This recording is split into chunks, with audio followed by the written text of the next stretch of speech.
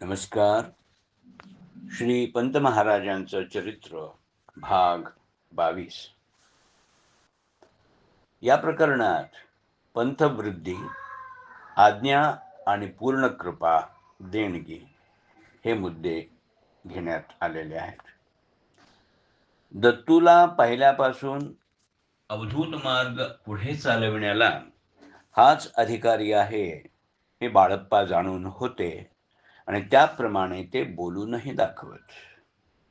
पण त्याला मात्र त्यांची खरी योग्यता, गुरु शिष्यामधील भक्तिप्रेम रहस्य, अवधूत मार्ग पुढे चालवण्याची जबाबदारी वगैरे गोष्टींचं बरोबर आकलन झालेलं नव्हतं. काही दिवसापूर्वी आपण ज्यांची निंदा करत होतो ते बाळप्पा साधू पुरुष असून त्यांनी शाप उशाप मिशानं आपल्याला जागृती देऊन आपल्यावर अनुग्रह केला आणि आपलं समाधान झालं. त्यांच्या सांगण्याप्रमाणे वागणं एवढंच आपलं काम, अशा प्रकारची त्यावेळी त्याची मनस्थिती होती. यासंबंधी चरित्रनायकांनी पुढील उद्गार काढले आहेत. जंबूद्वीपी चिंतामणी विरूपाक्ष यांच्या प्रेरणेनं तुझ्या पाया पडलो, तुझा बोध ग्रहण केला, तीर्थप्रसादही घेतला, पण तेव्हा तर तुझी ओळख लागली नाही. तू वरचेवर सांगत असतानाही तुझा अधिकार, तुझी योग्यता, तुझं स्वरूप, तुझशी माझं कर्तव्य ही न जाणता सामान्य पुरुषाप्रमाणे तुझला वागविले. कधी सेवा केली नाही, प्रेमानं पदरजी लोळलो नाही, ध्यान नाही, पूजन नाही, आज्ञा चालवली नाही. लक्षपूर्वक तुझा अमृतबोध ऐकला नाही, तरी तूच भक्तवत्सल प्रिदास्तव मला आपला म्हणविला. मी अंधारात काय जाणे, इतक्या उघड रीतीनं तू मजशी खेळत असून आणि अनेक खुणा दाखवत असूनही मी तारुण्य मदानं तुझी ओळख धरण्याची खटपट केली नाही. दुसऱ्या एका ठिकाणी ते म्हणतात, बालावधूता, जेव्हा तू जंबूशिखरी वगैरे अवधूत खेळ खेळत होतास तेव्हा आम्ही तर केवळ मुलं, त्याच खेळातच गोवून सेवा घेतली नाहीस.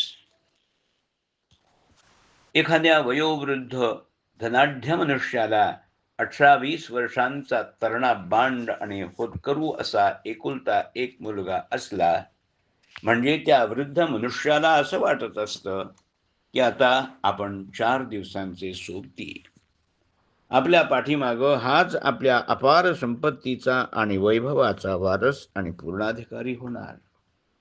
म्हणून तो त्याला आपल्या सर्व व्यवहारांची आणि गुप्त गोष्टीची माहिती बारकाईनं देत असतो.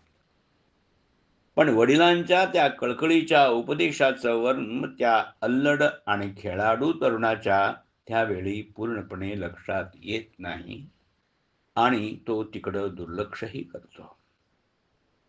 काहीशी अशाच प्रकारची स्थिती बाळप्पा आणि दत्तू यांची होती. आपल्या निर्याणाचा समय जवळजवळ येत चालला याची जाणीव बाळप्पांना होती आणि ते त्याच्या ठिकाणी पूर्णत्व आणण्याच्या तयारीला लागले होते. या संबंधी चरित्र नायकांनी असं म्हटलंय की पित्यानं संपादलेल्या द्रव्यास पुत्र अधिकारी होतो.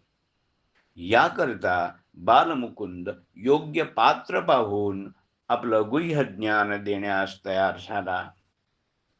बाळ पित्याचं पुत्रवात्सल्य अवर्णनीय. म्हणूनच शापानुग्रह मिशे पूर्वसूत्रधारी पुत्र चरण कमल दर्शनास येईस करून आणि आपलं निजरूप त्याला दाखवून निर्विकल्प ज्ञान मोठ्या प्रीतीनं सांगू लागला आणि आपला निजात्मबोध थोडक्यातच दीनदत्तूला दिला. जरी बाळप्पांची अशी स्थिती होती तरी ते लवकरच जातील अगर कायमचे दृष्टीआड होतील याची दत्तूला कल्पनाही नव्हती. त्यामुळे त्यांच्या कळकळीच्या बोधाचं वर्म त्यावेळी त्याच्या लक्षात पूर्णपणे आलं नव्हतं. म्हणून पुढं एके प्रसंगी मागील आठवण होऊन चरित्रनायकांनी सद्गुरूला उद्देशून म्हटलंय की वरचेवर माझे ठिकाणी येऊन मी न विचारता तत्वबोध केलास, मी विनंती न करता सर्व कर्तृत्व, सर्वज्ञत्व, सर्व दयाळुत्व इत्यादी शक्ती प्रकट केलीस. मी सेवा केली नसताही भक्ती शिकवून मला भजनाला लावलंस. मी आई म्हटलं नसतानाही मातृस्नेह प्रकट करून गुरुमाय म्हणवून घेतलंस. माझ्या ठिकाणी भक्ती बिंबण्यासाठी सलगीनं जीवलग सखा होऊन आणि मान सोडून खेळ खेळलास. माझ्या उद्धाराचा बोजा तूच आपल्या माथी घेतलास आणि पूर्ण दयेनं कर्म उपासनेच्या संशयाचं निरसन केलंस. क्रमशः लेखक केशव रामचंद्र दिवेकर, वाचक डॉक्टर अमृत राघवेंद्र याती.